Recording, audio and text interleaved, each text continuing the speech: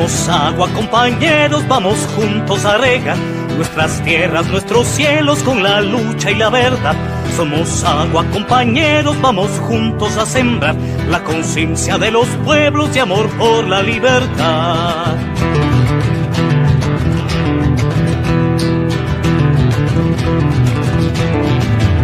Somos agua, compañeros, vamos juntos a marchar. Inundaremos las ciudades con ríos de dignidad. Somos agua, compañeros, vamos juntos a cantar la canción del aguacero que acompaña nuestro andar. Por nuestras venas corre el agua que es fuerza para avanzar, por una vida esplendorosa con futuro y libertad. Porque el agua es la vida, la cosecha es la paz. Porque el agua es la vida, la cosecha es la paz.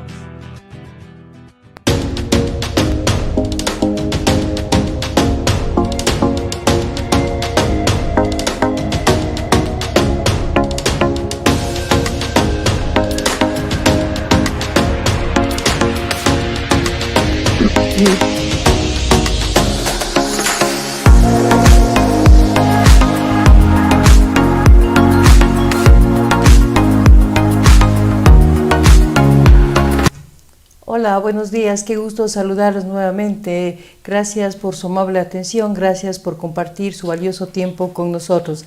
Les saluda Ana Abad Rodas. Hola Dani, buenos días.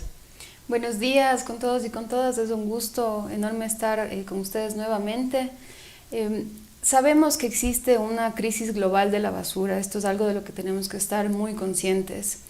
Si bien la gestión de la basura es una competencia directa de los municipios, el que estos puedan hacer un proceso más eficiente y en concordancia con esta crisis que estamos atravesando requiere de nuestro compromiso como ciudadanos, sobre todo responsabilizándonos de la separación adecuada de los residuos sólidos. Es por eso que hoy día aprenderemos un poco más sobre la gestión de la basura, cómo separar estos materiales potencialmente reciclables de manera adecuada y quiénes son los actores que están involucrados en esta cadena de procesamiento.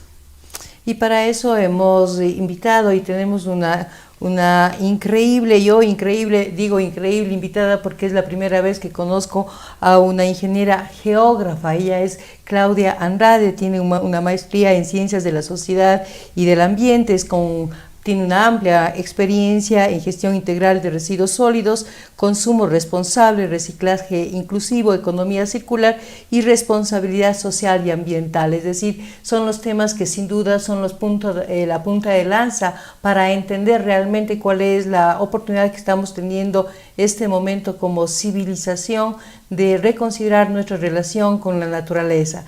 Por eso queremos iniciar con Claudia agradeciéndole su presencia. Gracias por compartir su tiempo y sus conocimientos. Como decía Daniela, hoy vamos a aprender realmente a reciclar bien. Yo quiero reciclar bien. ¿Cómo hacerlo, Claudia? Buenos días.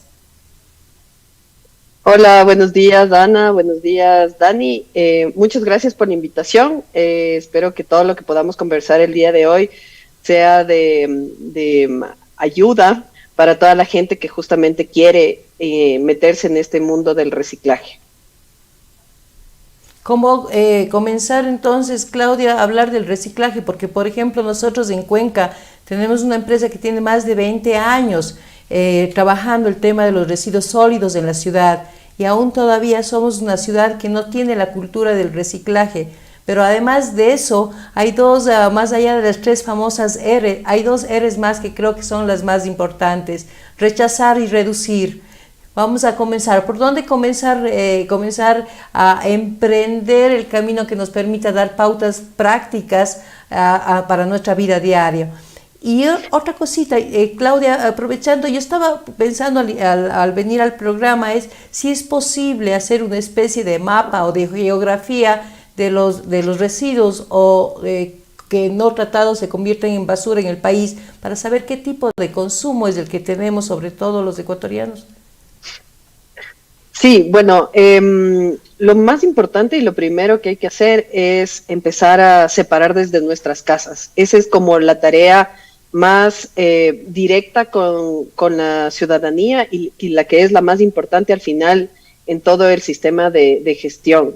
Cuenca tiene una ventaja frente al resto de ciudades y es que tiene un sistema formal de recolección diferenciada que se llama, que es la recolección de los residuos reciclables. Y eso permite que la ciudadanía haga su trabajo, digamos, puertas adentro en sus hogares, separando correctamente los residuos y entregue a un sistema formal. Lo que no sucede en el resto de ciudades donde no hay un sistema de recolección diferenciada de los municipios, y ahí la ciudadanía tiene que hacer un poco más de esfuerzo, es decir, ir a los centros de acopio de los recicladores, ir a los puntos llamados los puntos limpios que tienen algunos municipios, y lo más importante y lo que proponemos nosotros como Recibesi es entregar directamente a los recicladores de base. Entonces los recicladores y las recicladoras de base son estas personas que pasan por las calles abriendo las fundas de basura y entregando y recogiendo el material que puede ser potencialmente reciclable y que pueden comercializar para poder mantener a su familia. Entonces, al final, este trabajo de meter las manos en la basura no convierte esta actividad en algo digno. Entonces, eso es lo que queremos hacer, dignificar, que yo como ciudadana pueda separar los residuos de mi casa y conocerle a mi recicladora y tener una relación con esa persona.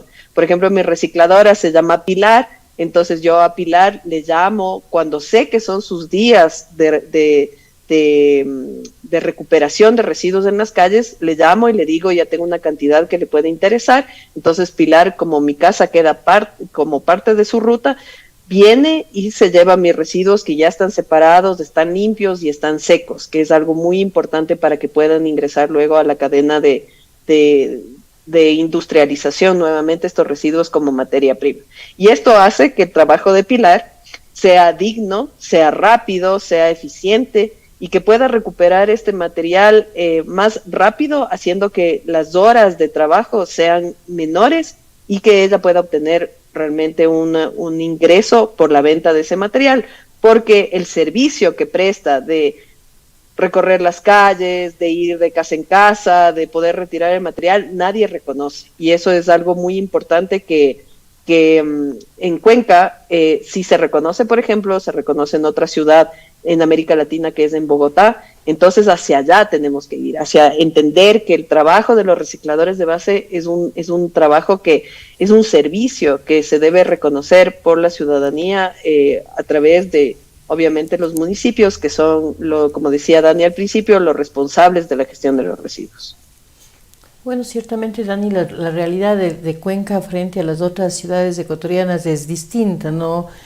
Por ejemplo, me olvidaba de compartir a nuestros amigos y amigas que nos están siguiendo y que seguramente luego del Mundial o de los partidos del Mundial nos volverán a escuchar, es sobre todo porque Claudia es gerente de proyectos y operaciones de Recibesi, que además está muy interesante propuesta por el nombre que te decimos, Claudia. Es distinto para tu experiencia, vos sois de Quito, es distinta la experiencia que vienes a vivir acá. Bueno, en realidad sí, por lo que decía Claudia, se puede palpar de primera mano este servicio de que verdaderamente se recolecta los residuos sólidos que han sido apropiadamente separados, ¿no? Con la funda azul, como conversábamos, Claudia, en un capítulo anterior con el gerente de la EMAC, que tuvimos la oportunidad también de tenerlo aquí presente, y sí existe esa diferencia, digamos, pero más allá de esto, honestamente, no... La idea es que podamos construir que esto sea un poco más eficiente incluso, ¿no? Clau, me gustaría preguntarte en relación a lo que estabas comentando, entonces, como aclaración, y antes de entrar en materia respecto a cómo separar los materiales y qué materiales hay que separar, entonces, acá en el municipio de Cuenca, los recicladores y las recicladoras son parte de la cadena de procesamiento, o sea, son parte reconocida, digamos, oficial de esa cadena de procesamiento de los materiales. Sí. Una parte sí, o sea, es que mientras no se reconozca el trabajo de los recicladores y recicladoras como un servicio, va a ser bien difícil que todos los municipios puedan incluir a todas las personas que son parte de esta actividad. Entonces, el municipio de Cuenca ha incluido a muchos recicladores dentro de su sistema de gestión. Tienen estos centros de acopio tecnificados que están manejados por asociaciones de recicladores. Entonces, promueve la asociatividad para que quienes estén asociados tengan la posibilidad de tener este trabajo más ordenado y digamos más seguro. Pero hay muchísimos recicladores y recicladoras en las calles que son informales y que el municipio no tiene los recursos como para poder incluirles a todos, justamente porque las tarifas de recolección y de gestión de los residuos en todo el país están mal calculadas y la ciudadanía definitivamente no va a querer pagar muchísimo más, que es lo que debería pagar por este servicio. Y es un costo también político, es un costo social, es un golpe económico, pero que al final, aunque sea poco a poco, vamos a tener que llegar a ese punto para poder incluir a estas personas en el sistema de gestión de residuos. Esto no pasa, por ejemplo, en Europa, pero pasa en toda la región. En toda la región en América Latina tenemos recicladores y recicladoras de base que son parte de este sistema, pero informalmente, pero invisibilizados. Entonces, al final, tenemos que aceptar que la gestión de residuos en la región tiene un componente humano y que estas personas son súper importantes para la gestión de residuos. O sea, al final en el Ecuador se recupera el 4% de los residuos para que entren a las cadenas de reciclaje, pero de eso que le llega a la industria como materia prima, la mitad es gracias a recicladores y recicladoras de base. Entonces, si es que no existieran, si es que no se dedicarían a esta actividad, la industria no tendría ni eso de materia prima y tendría que importar o fabricar sus productos con materias vírgenes. Entonces, ahí es cuando vemos la importancia de los recicladores y recicladoras de base y tenemos que también ver la parte económica y sostenible de este sistema. Entonces, Cuenca, por ejemplo, es un ejemplo de inclusión de recicladores de base, pero lamentablemente no pueden estar todos adentro del sistema. Pero además, y esto, Claudia, bueno, creo que es importante considerar que dadas las condiciones económicas que está viviendo el país, probablemente el número de gente que esté buscando en la basura cómo encontrar algún tipo de recurso que le permita sobrevivir en cualquier forma que se pueda canalizar, eso que encuentren seguramente es lo que va a suceder este tiempo. Pero algo que es súper importante, Claudia, que decías y que quiero rescatar, más allá del valor de la labor impresionante de trabajo, de sacrificio que se hace diariamente por estas personas que recogen la basura, que reciclan la basura de las casas, o de los residuos más bien de nuestras casas, es el valor social que tenemos que tener. Ojalá, como dices, algún día podamos reconsiderar la importancia del servicio que nos están prestando estas personas, pero el valor social de esa función es sustancial, porque además recogen nuestros desperdicios. Y entonces quiero yo hacer un poco una analogía de esto, porque siempre los ecuatorianos estamos siempre orgullosos del cóndor, ¿no? Y que el cóndor es el ave emblemática del país, de la nacionalidad ecuatoriana, está en nuestro escudo, hay campañas para el cóndor y ojalá se multipliquen mucho y no les fregamos tanto los ecosistemas que ellos requieren, ¿no? Pero el usco, el buitre, el que limpia el medio ambiente es súper importante, es sustancial en la cadena de mantenimiento y de continuidad de renovación de la vida, ¿no? Y yo siempre digo que estas personas son como nuestros ushcos, son espíritus sagrados porque recogen lo que nadie quiere recoger o reconocer que es lo que estamos produciendo finalmente. Sí, o sea, al final el reciclaje es una actividad que genera muchísimos empleos, muchísimas plazas de trabajo. Encontré un dato que, por ejemplo, en Brasil, China y Estados Unidos hay 12 millones de personas que se dedican a esto. En la región, en Latinoamérica y en el Caribe, hay 1 millón de personas que se dedican a esto, y en el Ecuador, 20,000 familias se dedican a esto, con los datos del 2014. Entonces, al final, como tú decías antes, la crisis económica empuja a muchísima gente a las calles a buscar alguna forma de sobrevivir, y en el reciclaje ven una forma en la que pueden sobrevivir recuperando materiales. Entonces, además tenemos una altísima migración de Venezuela, que también obliga a estas personas, al no tener documentos y no poder tener acceso a un trabajo formal, al no poder tener más oportunidades, entonces van a las calles a buscar este material y a poder comercializarlo. Entonces, es una actividad que es informal, que pertenece a un sector vulnerable de la sociedad, pero que definitivamente es crucial para que la gestión de residuos funcione y que al final la industria también pueda alimentarse de esta materia prima periódicamente y se puedan hacer las inversiones necesarias para el área para las de empresas de reciclaje y para la generación de otros productos. O sea, muchísimas empresas tienen sus indicadores de sostenibilidad en los que dicen, por ejemplo, vamos a incluir el 25% de material reciclado post-consumo. Eso es súper importante porque algunas empresas dicen, incluyo el 50% de material reciclado en mis empaques, pero es el material que nunca ha salido de la fábrica, sino que son los retazos de lo que dejan las máquinas. Y eso básicamente es hacer trampa, ¿no? Pero hay muchas empresas que dicen, voy a incluir en mis empaques el 25% del material postconsumo. Y ahora el reto es cómo recuperarlo. O sea, definitivamente, si no hay recicladores de base, es casi imposible recuperar. Entonces, ahí hay que empezar a ver la importancia de este sector, la importancia de estas personas y que los municipios al final les incluyan dentro de los sistemas de gestión y que no les vean como una competencia, sino más bien como un apoyo y un aporte a que la gestión de residuos sea muchísimo más eficiente. Y creo además que esta parte es muy importante de resaltarla porque sin duda existe todavía un estigma social ante el trabajo que realizan estas personas, que hay que llamarles como son gestores ambientales, tal cual, como tú dices, tienen un trabajo clave en la cadena de procesamiento de residuos y tenemos que también posicionar esto en el contexto global, en la crisis climática que estamos enfrentando ante el procesamiento de residuos justamente y la emisión de gases de efecto invernadero que se producen que se producen en este sector de los residuos. Ellos tienen una tarea hasta de mitigación de este fenómeno contaminante, así que su trabajo es sumamente importante, ¿no? Clau, respecto a esto yo quería consultarte, entonces, ¿cómo surge ResiBesi, que es la startup, la empresa de la que eres cofundadora? ¿Y cuál es esta propuesta de inclusividad que ustedes manejan para que conozcamos sobre su trabajo y cómo se materializa esta propuesta de inclusividad?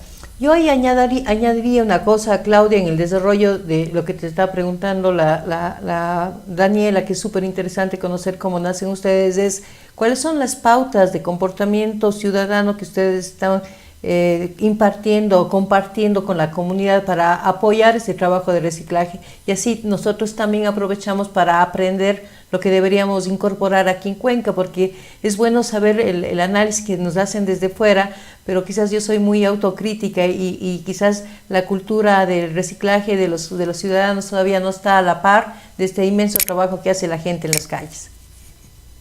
Sí, bueno, nosotros nacimos en el 2015 con un grupo de voluntarios que lo que buscaba era generar una solución tecnológica para los problemas de la ciudad. Entonces, en ese análisis nos dimos cuenta que, o sea, definitivamente los residuos era un problema en Quito en ese momento, pero también el hecho de que los recicladores y recicladoras de base estaban invisibilizados y que hacían un trabajo durísimo que nadie sabía cómo identificarles y cómo apoyarles. Y así nace ResiBesi. Bueno, han pasado muchísimos años en los que pasamos de ser un voluntariado a ser una empresa, a poder incluir a más recicladores y recicladoras, a fomentar la asociatividad. Pero básicamente la propuesta de ResiBesi es educar a la ciudadanía en la correcta separación de los residuos y de la entrega directa a los recicladores y recicladoras de base. Para esto tenemos una aplicación móvil que se llama la ResiApp, que es una aplicación de descarga gratuita en la que que la ciudadanía en general puede mapear a su reciclador de base. Es decir, si yo conozco a Pilar, que sé que pasa por mi casa y no está en la ResiApp, yo le puedo generar un perfil para que mis vecinos y vecinas puedan llamarles cuando tengan su material reciclado y puedan entregarle. Entonces, la ReciApp es una aplicación móvil enfocada a la ciudadanía para que puedan identificar a sus recicladores de base, puedan generar una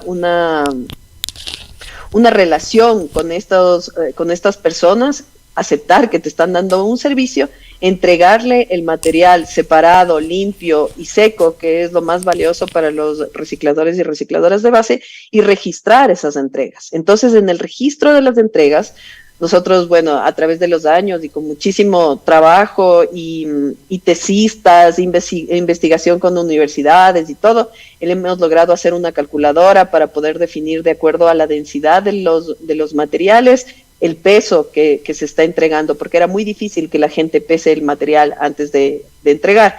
Entonces, ¿por qué es hemos logrado que el peso? El peso es súper importante porque en el mundo de los residuos todo se analiza en peso, el peso del plástico, el peso del cartón, de la chatarra. Entonces, básicamente eso era lo más importante en el momento de generar esta data. Entonces, la ciudadanía registra esta entrega a su reciclador de base y con eso gana puntos. Entonces, estos puntos puede canjearlos por premios o sea, por productos o por descuentos en varios locales que son aliados a Recibese.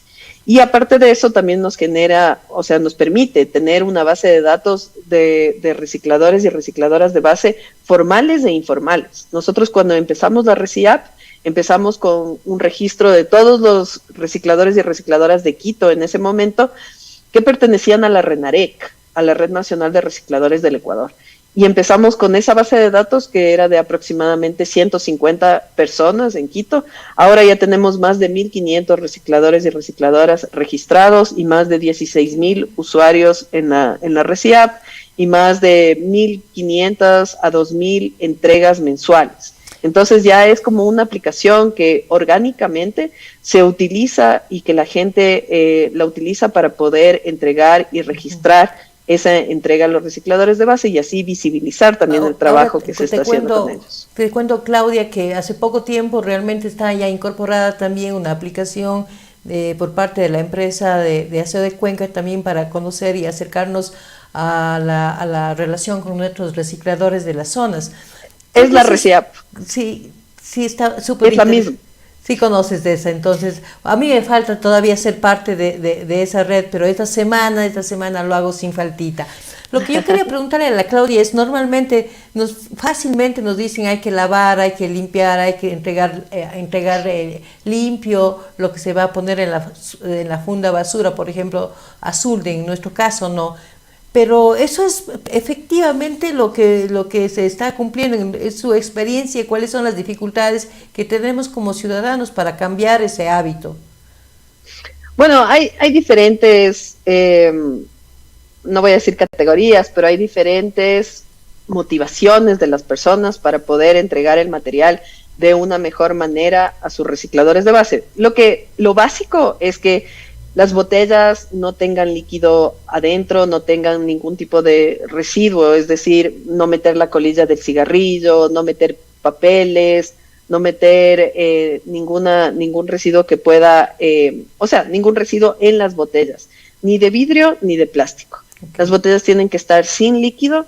Si es que vas a almacenar, y lo que nosotros promovemos es que almacenes al menos una semana los residuos en tu casa para que le puedas entregar una buena cantidad de residuos a los recicladores y que ellos no tengan que hacer el viaje, digamos, de gana, porque el reciclaje es un negocio de volumen. Es decir, si yo tengo muchísimo material, puedo ganar algo. Si es que tengo muy poquito, salgo siempre a pérdida y la logística es algo que les hace perder mucho dinero a los recicladores de base. Entonces, básicamente que el material esté sin líquido, que esté seco, que si le vas a almacenar en tu casa para que no te estorbe, es mejor que las botellas plásticas, por ejemplo, estén aplastadas. Si tienen la tapa y la etiqueta se reciclan con la botella. No hay compradores específicos de tapas y específicos de etiquetas. Entonces es mejor enviar la botella de plástico con todo, con la etiqueta y con la tapa. Los cartones tienen que estar secos. Si es que se moja el cartón y el papel, pierde valor. Las botellas tienen que estar enteras. Si es que ya se rompió una botella, es mejor envolverla en un papel periódico para que si alguien mete las manos en la basura, no se corte, y mandarla a la basura común, porque los recicladores de base lo que hacen es vender las botellas de vidrio enteras. Así, lamentablemente, reciben la industria para asegurarse también que no se va a mezclar por colores y que pueden utilizarlo como materia prima. Y algo que sí es súper importante es que si se consume Tetra Pak, el Tetra Pak esté lavado. Es importante enjuagar el Tetra Pak porque generalmente ahí vas a tener productos que tienen azúcar o productos que tienen lácteos, y si es que no le enjuagas antes de guardarle en tu fundita de reciclables, va a empezar a oler mal. Y ahí los recicladores de base, por eso es que algunos materiales son complicados, porque como acopian la mayoría en los patios traseros de sus casas, no se quieren llevar un material que les va a generar un problema con moscas, con hormigas y hasta con ratas. Entonces, la forma de entregar el Tetra Pak es lavando, dejando secar como si fuera un vaso y entregarle seco y limpio. ¿El Tetra Pak es reciclable? Sí, 100% reciclable. El Tetra Pak es un material que se compone de polialuminio y de cartón. Entonces, al final se entrega, se separa el cartón del polialuminio y el cartón sigue su cadena de reciclaje hasta convertirse en cajas y tanta cosa. Y el polialuminio es un material con el que se hacen muebles, se hacen paredes, se hacen casas. Entonces, eso también es un material súper valioso, porque en el Ecuador existe ya la industria para tratar el Tetra Pak. Entonces, si es que tiene un final feliz, es 100% reciclable. Claudia, y solamente el último que me olvidaba, el último material, que son las latas de atún, las latas de conservas. Eso hay que enjuagar bien y meter la tapa dentro de la lata. Eso es súper importante, porque cuando meten las manos en la funda de basura, generalmente se cortan, y cortarse con una lata de atún o de conservas es súper dolorosa, y las heridas son súper profundas. Entonces, es solamente metiendo la tapa en la lata ya ayudamos a evitar este tipo de accidentes. Ahora, yo tengo una pregunta sobre el tema de las botellas de vidrio, donde llegan aceites. Lavar la botella es contaminar de alguna manera el agua, ¿o qué hago con esos restitos de aceites que quedan en la botella? Claro, el aceite es muy complicado, pero eso, las botellas de aceite no hay que lavarlas. Las botellas de vidrio, simplemente si es que eliminas el líquido que está adentro, es suficiente. Okay. Y ya se puede entregar al reciclaje. Entonces, las botellas de aceite es mejor no lavarlas, porque, como tú dices, vamos a terminar contaminando más del agua que lo que queríamos recuperar ese material. Entonces, como un repaso, estamos mencionando botellas plásticas con su tapa y con su etiqueta, botellas de vidrio sin líquidos adentro, y por supuesto que todo esto limpio siempre, empaques Tetra Pak, empaques plásticos en general. ¿De qué tipo? Por ejemplo, las fundas en las que vienen, estas fundas tipo camiseta, ¿esas también entran en estos materiales? Sí, pero lo mejor es no utilizar las fundas tipo camiseta. Así es mejor si es que tú, cuando vas a hacer tus compras, lleves tu funda de tela, tu funda reutilizable, y no utilices las fundas tipo camiseta, porque son fundas que al final terminas usando máximo 20 minutos y se desechan, y algunas tienen unos componentes que se llaman oxo-biodegradables, que son unos aditivos que le ponen al plástico para que se para que se fragmente. Entonces, al final termina haciéndose microplásticos y es mucho más dañino. O sea, en el mundo se utilizan 5 billones de este tipo de fundas al año. Entonces, es un plástico que definitivamente podríamos evitar, y que no todas las fundas entran a un proceso de reciclaje. Además, que esas fundas tienen que estar limpias para poder entrar al proceso de reciclaje, y eso complica, digamos, el tema de la recuperación y de la reinserción en la cadena. Klaus, brevemente sobre el tema de los microplásticos. Esto pasa, la degradación de este plástico madre, ya sea de las fundas tipo camisetas o de cualquier otro tipo de plástico como las botellas, a partir de procesos mecánicos y físico-químicos de degradación en el ambiente, empiezan a desintegrarse y a producir estas partículas como los microplásticos o como los nanoplásticos también, que son incluso más pequeñas. Los nanoplásticos, por ejemplo, corresponden a 1/1000 de milímetro, y estas entran en el agua y están incluso dispersas en el aire. Nosotros las inhalamos, y en el mar, por ejemplo, se biomagnifican al ser consumidas por peces que después vamos a consumir nosotros. Y de hecho ahora hay varios estudios que demuestran que los seres humanos tenemos ya nanoplásticos en nuestro organismo, ¿no? Y apenas estamos empezando a estudiar y a entender las consecuencias biológicas de esta contaminación, ¿no? Y sobre esto también, simplemente para hacer conciencia y caer en el contexto de la crisis de basura que estamos enfrentando. Este año sobrepasamos el límite planetario de la contaminación por plásticos y otro tipo de contaminantes, lo cual es gravísimo porque significa que el planeta ha rebasado esa capacidad de poder ser resiliente, de poder recuperarse después de esta contaminación.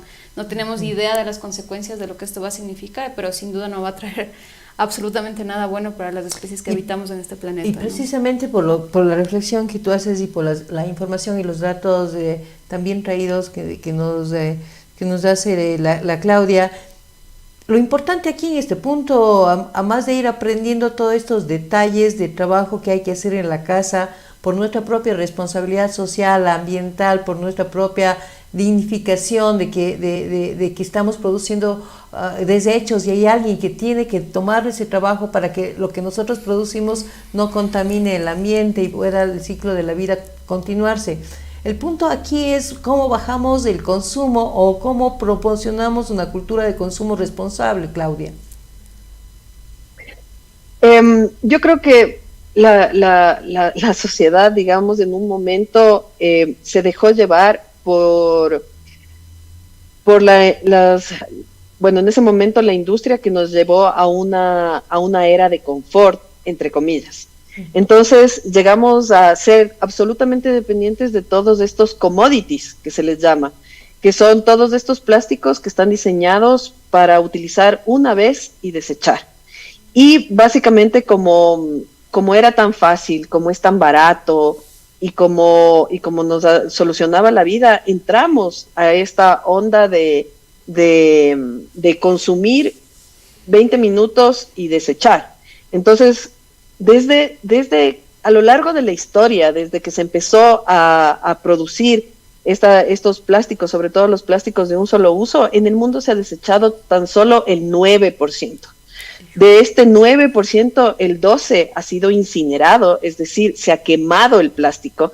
Imagínense todos los contaminantes que se botaron a la atmósfera y que se siguen botando a la atmósfera, porque el plástico tiene un poder calórico interesante para las empresas que quieren generar energía a través de los residuos, pero con toda una contaminación a la atmósfera que definitivamente no se puede evitar. Y el 79% está acumulado en el mar, en los vertederos, en los basureros. Y como les decía, entramos a una onda de consumo en la que en el mundo se compran 1 millón de botellas plásticas cada minuto. Entonces, cuando nos imaginamos esa cantidad de botellas que estamos poniendo en el ambiente, definitivamente tenemos que tomar acciones. Y las acciones no es esperar a que las grandes potencias mundiales hagan algo, porque ya sabemos que eso lleva muchísimo tiempo, que la política alrededor del ambiente es muy complicada. Ya vimos en la COP27 que se vuelven a reunir, que llegan en jets privados sin entender nada, que empresas de consumo masivo son quienes financian estos tipos de eventos, que se generan muchísimas botellas de plástico en estos eventos, y son los mismos líderes que están tratando de salvar el planeta quienes consumen y desechan en ese momento, 20 minutos después, todo ese plástico que no vamos a poder hacer nada. Entonces, ahí es cuando tenemos que decir, bueno, ya definitivamente, si esperamos a que las grandes potencias mundiales hagan algo para que esto cambie, no lo vamos a lograr. Entonces, insisto en que hay que tener acciones individuales, acciones locales. O sea, tienes que pensar en que tu acción local va a generar un cambio global.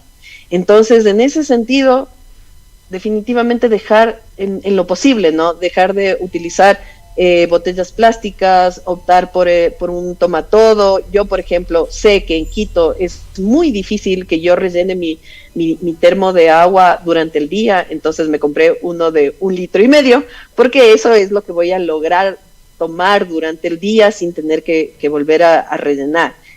Bueno, yo soy más extrema porque ya yo vivo en este mundo de la protección al ambiente, pero yo también llevo siempre en mi mochila mis cubiertos reutilizables para definitivamente rechazar esos cubiertos de plástico cuando como fuera. Llevo un vasito para mi café porque soy adicta al café, entonces sé que voy a tomar más de una vez y sé que la mayoría de los vasos que entregan son los de cartón encerado, que bueno, van a llegar a un relleno sanitario o a un botadero y se van a degradar tarde o temprano, pero de todos modos están generando un residuo, o peor aún, me van a dar en este vaso de estereofón, de ese que parece de espuma flex. Entonces ese jamás se va a degradar y voy a botar directamente después de haberme tomado mi café. Entonces esas cosas que a mí me generan angustia de que consumo y desecho es lo que hay que transmitir, y lo que tratamos de transmitir a través de Recibesi a las personas. ¿Por qué? Porque no todo el mundo sabe esta información, no todo el mundo le han dicho qué es lo que está pasando en el ambiente, y esto es un problema también del sistema educativo. Nunca nos han enseñado a separar los residuos, ni a saber qué contamina y qué no contamina el planeta, ni en la escuela, ni en el colegio, ni en la universidad, ni en los trabajos. Entonces, al final, si es que no tienes acceso a esta información, es muy difícil que sepas que el vaso que consumes hace tanto daño, que el cubierto de plástico que consumiste durante 15 minutos no se va a degradar jamás. Entonces, esas cosas son las que nosotros compartimos en Recibesi, el hecho de cambiar o volver a nuestros hábitos de consumo, al hecho de que tú puedas llevar tus fundas para hacer tus compras, al hecho de que puedas utilizar botellas retornables. Ahora las empresas de bebidas de consumo masivo están haciendo grandes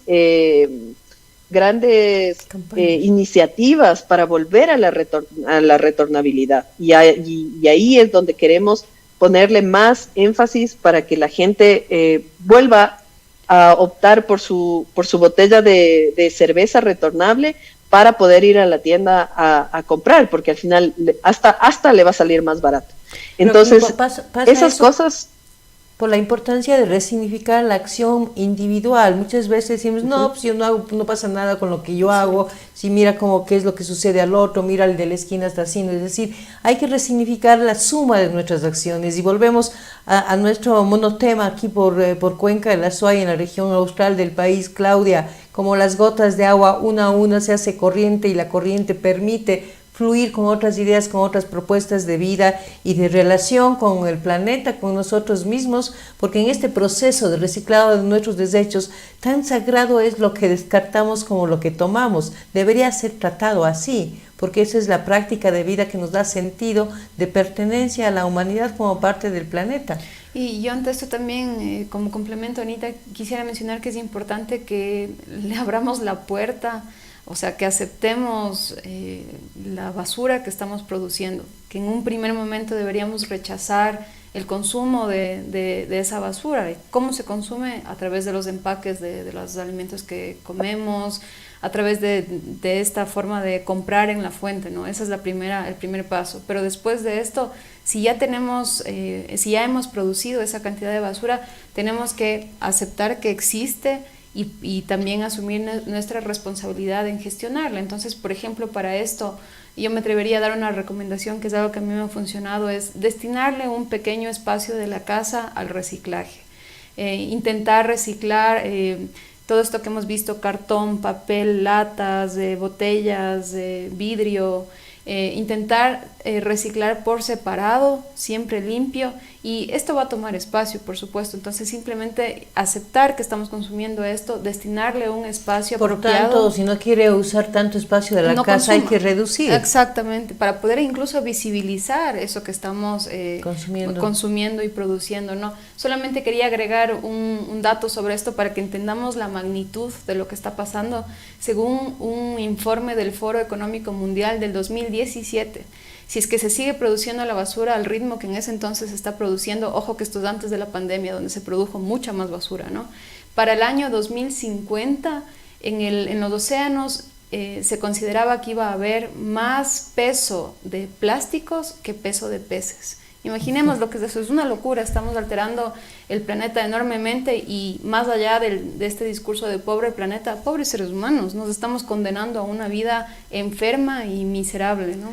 No, sí, creo que es responsabilidad de que quien produce basura tenga que recoger, y eso creo que cambia nuestra actitud de consumo y nuestra actitud, incluso obviamente como hemos estado hablando con Claudia y con Daniela sobre el impresionante trabajo y esfuerzo diario, el sacrificio incluso a costa de la salud de quienes están tomando nuestra basura, es de reflexionar y sobre todo de agradecer la exposición diaria que se tiene, ¿no? Otro elemento que es importante, no sé en Quito, no sé la experiencia de Daniel acá, pero algo que permanentemente se usa en ciudades como la nuestra son las fundas de leche.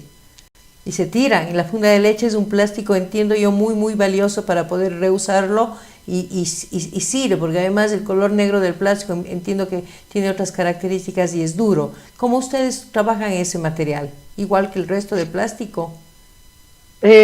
Sí, el plástico cuando es negro quiere decir que tiene muchísimo material reciclado. Entonces, por eso tienen que ponerle el color negro para que no se note que es la mezcla de muchos colores. Pero al final, el plástico negro quiere decir que tiene mucho material reciclado. Las fundas de basura, de leche, se tratan como el resto de plásticos.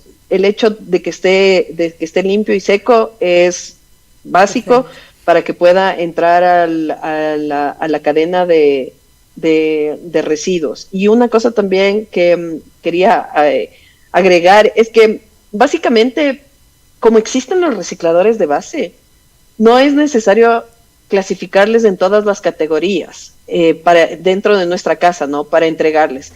Con que en una funda esté todo el material reciclable, mezclado, pero seco y limpio, es suficiente para ellos, porque en nuestro hogar no vamos a poder separar en todas las categorías de papel que separan los recicladores de base para poder comercializar, o en todas las categorías de plásticos, que eso también es súper complicado, porque ellos, de acuerdo como pueden comercializar, separan los residuos. Entonces, contarle que tengamos una funda con todo ahí mezclado, pero seco y limpio, es suficiente. Pero yo creo que si de pronto podemos hacer el esfuerzo de juntar, por ejemplo, solamente botellas plásticas que estén lavadas y bien dispuestas en una esquina, creo que eso va a facilitar, porque como tú nos comentabas, este tema es un negocio de tiempo y volumen, cantidad. Además, exacto. Así, tiempo y cantidad. Así es, así que si podemos entregar también, y esto es algo que quería consultarte, Claudia, en la ReciApp, que ya la tengo y estoy todavía aprendiendo a manejarla correctamente, donde por cierto hay un montón de información también sobre los materiales y cómo procesarlos.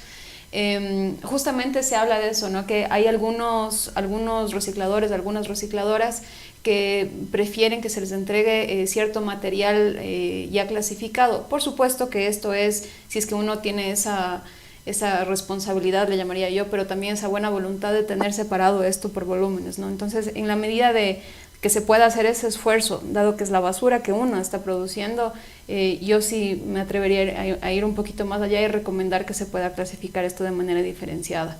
Y Clau, ante esto yo quería, considerando nuevamente el valor del trabajo que hacen los y las gestoras ambientales en este procesamiento de los residuos, quería consultarte, ¿cómo ves tú, o más bien cuál crees tú que es la relación entre la la producción y la gestión de residuos y las demandas que existen de justicia social y ambiental? Qué difícil pregunta. Bueno, yo creo que en el Ecuador no hay muchas leyes o reglas que permitan que las empresas que ponen los empaques y envases en el mercado se responsabilicen de la recuperación cuando ya se convierten en residuos.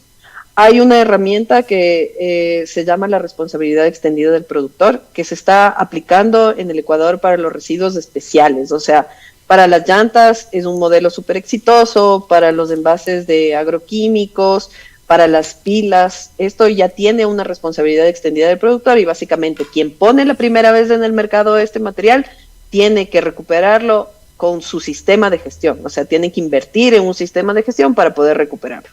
Esto no existe para los residuos domiciliarios todavía.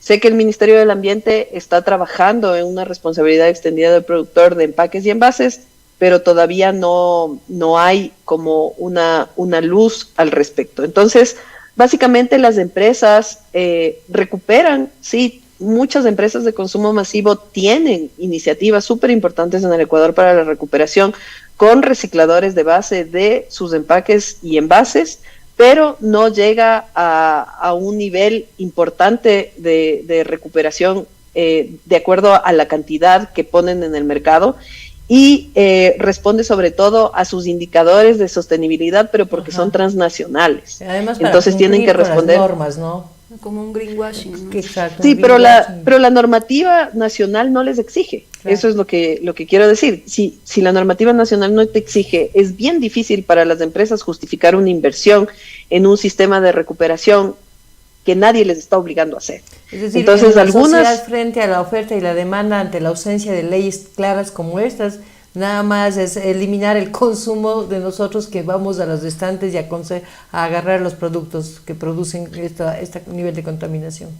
Y justamente hacia eso iba. O sea, tenemos que fomentar que la gente se dé cuenta del poder que tienen como consumidores. Porque el rato que se cambia el hábito de consumo, las empresas, sea la empresa más grande del mundo, tiene que adaptarse a lo que el consumidor está pidiendo. Entonces, sí nos hace falta por nuestro lado ser consumidores más responsables y más organizados y decir, bueno, definitivamente yo no voy a comprar un six-pack si es que está con un plástico encogible alrededor.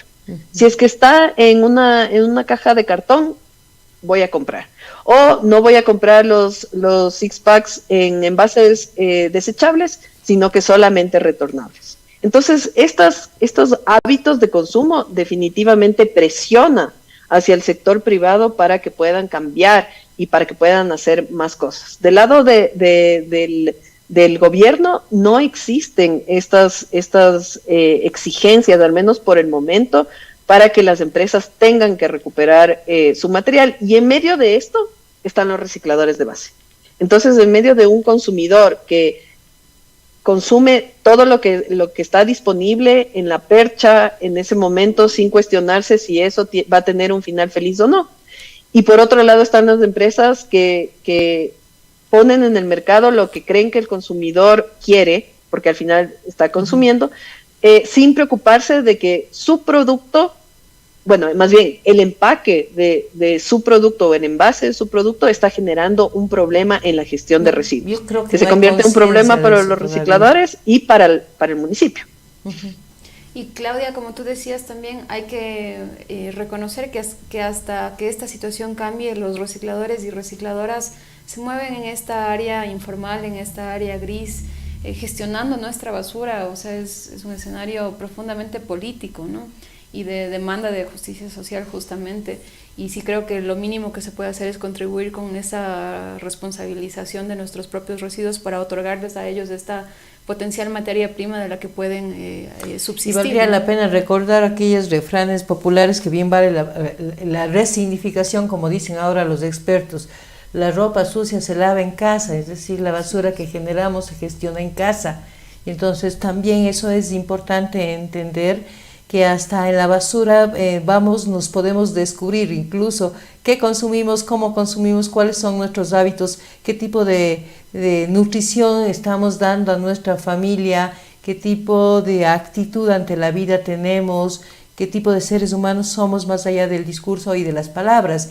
Y creo que justamente en estos espacios que no queremos ver, como son las basuras, la marginalidad, a los otros, a los que nos recuerdan la relación equidistante que deberíamos tener con todos, eso es el momento en que nos hace temblar realmente, mirar nuestra propia disposición frente a la vida. Y también cabe mencionar y a propósito de este 25 de noviembre, este viernes que viene, que es la conmemoración del Día Internacional por la no violencia. Así es, por la no violencia.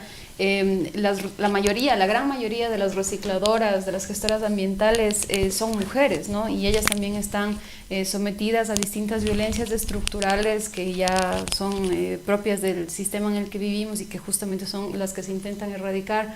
Así que también es un acto político en ese sentido de responsabilizarse, apropiarse y gestionar de manera adecuada los desechos que producimos, porque les facilita a ellas también un ingreso dentro de este sistema que las oprime, ¿no?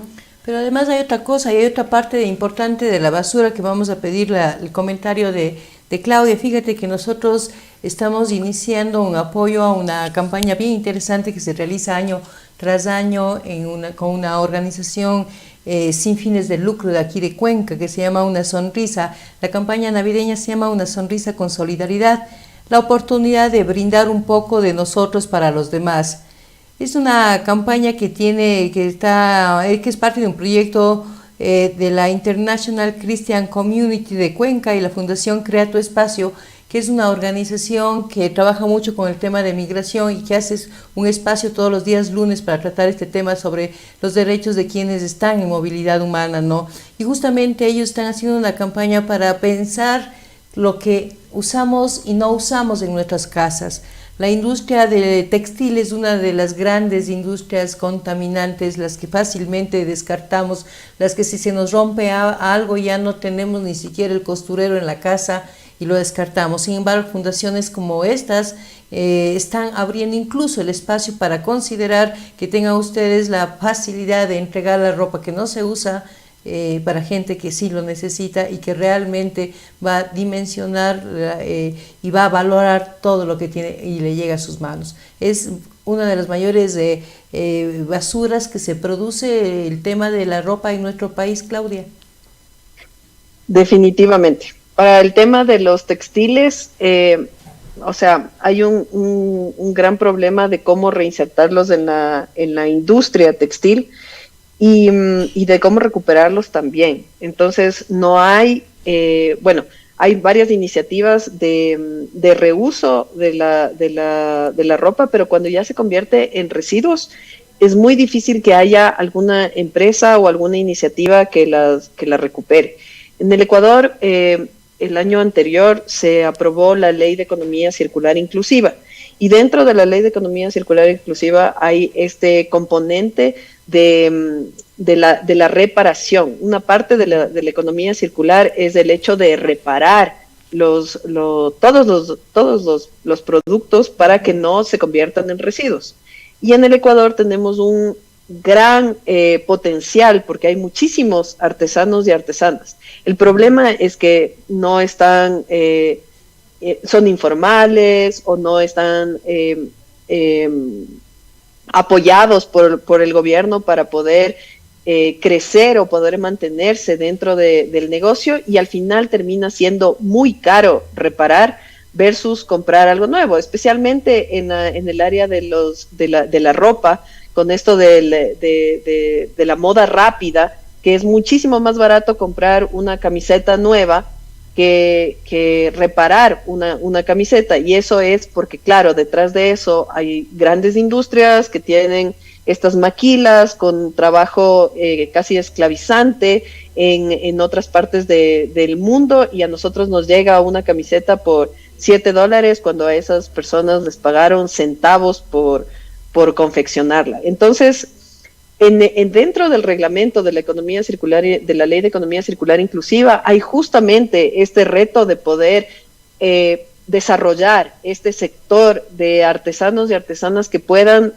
aportar a la economía circular con la reparación. Y eso es un reto que tienen el Ministerio de Producción y el Ministerio del Ambiente, en que en estos 3 años que queda de gobierno puedan potenciar. Entonces, ojalá por ese lado pueda existir una iniciativa, una empresa o los artesanos donde se les pueda entregar como materia prima los textiles y que los recicladores de base puedan empezar a recuperar, porque hay muchos recicladores de base que recuperan algunas de las prendas, las reutilizan ellos mismos, pero otras definitivamente tienen que enviar a la basura y eso al final es una pena. Y lo que también quería comentar es que, claro, en el reciclaje inclusivo, en el reciclaje en el Ecuador, el 70% de los recicladores son mujeres, son jefas de hogar que tienen que salir a las calles, que generalmente hay que entender el trabajo de ellas y es competir con el camión de la basura, básicamente. Y cuando compiten con el camión de la basura es en la noche, entonces se exponen a todos los peligros de la noche, dejan muchas de ellas a sus hijos en sus casas con personas que no necesariamente son familiares o exponiéndoles a otro tipo de riesgos a esos niños y niñas y que al final lo hacen por salir a trabajar o algunas les llevan a sus hijos al trabajo, que es aún peor, o no sé qué es peor, pero es justamente entender que el hecho de que ellas puedan tener un trabajo eficiente en el día, donde nosotros les entregamos directamente y no tengan que estar en competencia con el camión de la basura en la madrugada, les cambia la vida. Y puede cambiar la vida y puede disminuir la violencia y puede darles mejor nivel de vida a estos niños y niñas. Y otra cosa también que comentaste, Ana, sobre cómo la basura demuestra qué es lo que estamos consumiendo y cómo estamos alimentando a nuestra familia y cómo estamos haciendo nuestras elecciones de compra. Un dato súper interesante es que en Japón, este país separa creo que son como 16 categorías. Es una cosa impresionante.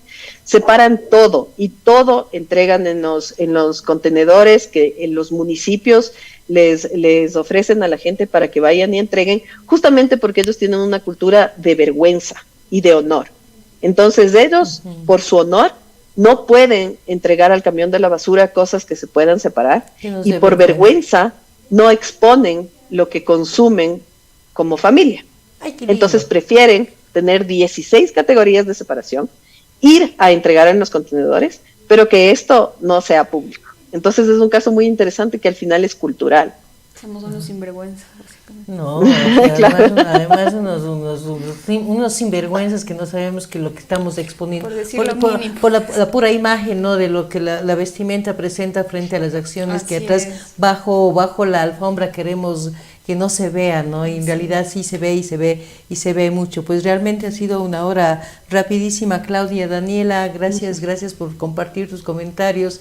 Qué bueno conocer a una ingeniera geógrafa que además esté enfocadísima en esto y que esté resaltando sobre todo este trabajo que creo que para nosotros es uno de los trabajos en este momento que no solamente tienen que ser revalorizados de manera social y monetariamente, sino también reconsiderados en la estructura social, porque es un trabajo muy sagrado y muy sacrificado por el bien de todos nosotros. Agradecerte mucho y en buena hora por la Recibesi, que me encanta ese nombre, y ya me voy a anclar al app de acá de Cuenca para también estar un poco más activa en eso y ciertamente hacer que ese trabajo el esfuerzo que hacen las mujeres sea un poco más seguro, más digno y sobre todo que le podamos ver su rostro, su mirar, su sonrisa y decirle: aquí está, muchas gracias por lo que está haciendo por mí.